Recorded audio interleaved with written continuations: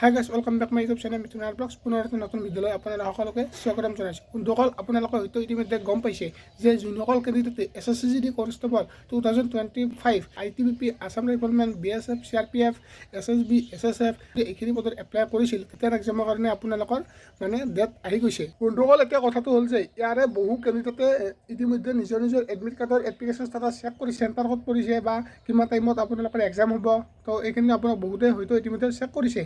এতিয়া কথাটো হ'ল যে যোনসকল কেণ্ডিডেটৰ নিজৰ এডমিট কাৰ্ডখন অহা নাই বা ৰিজেক্ট হৈ আছে, তো তেওঁলোকে কি কৰিব, বা বহুতৰ ৰিজেক্ট হৈছে, সেইজন কমেণ্ট কৰিছে যে তেওঁলোকৰ এডমিট কাৰ্ড অহা নাই, তেওঁলোকৰ এডমিট কাৰ্ডৰ ৰিজেক্ট দেখাই আছে। এতিয়া বন্ধুসকল, এই যে এডমিট কাৰ্ডৰ এপ্লিকেশ্যন ষ্টেটাছ ৰিজেক্ট হৈ আছে বা এডমিট কাৰ্ড অহা নাই, তো কি কাৰণে অহা নাই বা কি কাৰণে ৰিজেক্টেড হৈ আছে, আপোনালোকক এই ভিডিঅ'টোৰ জৰিয়তে সকলোখিনি জনাব বিচাৰিছোঁ। গতিকে ভিডিঅ'টো সকলো স্কিপ নকৰাকৈ একদম শেষলৈকে চাই থাকিব।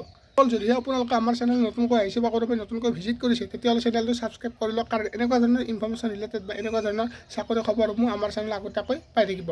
এতিয়া মেইন কথাটো হৈছে যে আপোনালোকৰ যি SSCGD কনষ্টেবল 2025, আপোনালোকে যি ইয়াৰে যি ৰিটেন এক্সাম দিবলৈ গৈ আছে, SSCৰ এডমিট কাৰ্ডৰ এপ্লিকেশ্যন ষ্টেটাছ বহুজন কেণ্ডিডেটে চেক কৰিব পৰা নাই বা বহুতৰ একচেপ্ট হোৱা নাই।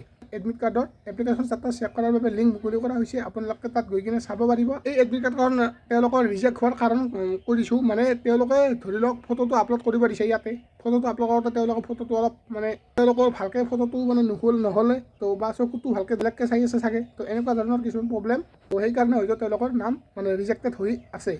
আৰু বন্ধুসকল, ইয়াৰ লগতে আজি কিছুদিন আগতে তো বহুতৰ মোবাইলত মেছেজ এটা আহিছিলে যে বহুতৰ কিছুমান যদি প্ৰব্লেম হৈছিলে, ৰেজিষ্ট্ৰেশ্যন কাৰ্ডখন আপোনালোকে ৰেজিষ্ট্ৰেশ্যন কৰিব পাৰিব, কিবা যদি ভুল হৈ আছিলে আপোনালোকে এই ভুলটো ঠিক কৰিব পাৰিব। কিন্তু বহুজন কেণ্ডিডেটে ইয়াতে গুৰুত্ব নিদিলে, তেওঁলোকে কোনো ধৰণৰ আপলোড নকৰিলে, সেইবাবে এতিয়া তেওঁলোকৰ এডমিট কাৰ্ডখন ৰিজেক্টেড হৈ আছে। আপোনালোকৰ যিটো ফটোটো আপলোড কৰিব দিয়াৰ পিছতো আপোনালোকে গুৰুত্ব নিদিলে বা আপোনালোকে সেইটো নাচালে ভালদৰে, তো আৰু আপোনালোকৰ কিবা যদি নাম চাম ভুল হৈ আছিলে বা ডেট অফ বাৰ্থ ভুল হৈ আছিলে, ভালদৰে এইটো নাচালে, তো এতিয়া সেইকাৰণে আপোনালোকৰ ৰিজেক্টেড হৈ আছে। আপোনালোকে এইখিনি কথা গম পালে। বন্ধুসকল, এতিয়া তেনেকুৱা ধৰণৰ কোনো ধৰণৰ উপায় নাই বা কোনো ধৰণৰ চান্স নাই। এতিয়া আপোনালোকৰ এবাৰ যদি ৰিজেক্ট হৈছে আৰু এতিয়া বন্ধুসকল, কথাটো হ'ল যে যোনসকল কেণ্ডিডেটৰ এপ্লিকেশ্যন ষ্টেটাছ আপোনালোকৰ একচেপ্ট হৈছে, তো তেওঁলোকে চিন্তা কৰিব নালাগে। তেওঁলোকে এক্সামৰ বৰ বেছি 4-5 দিনৰ ভিতৰতে আপোনালোকে নিজৰ এডমিট কাৰ্ডসমূহ ডাউনলোড কৰিব পাৰিব।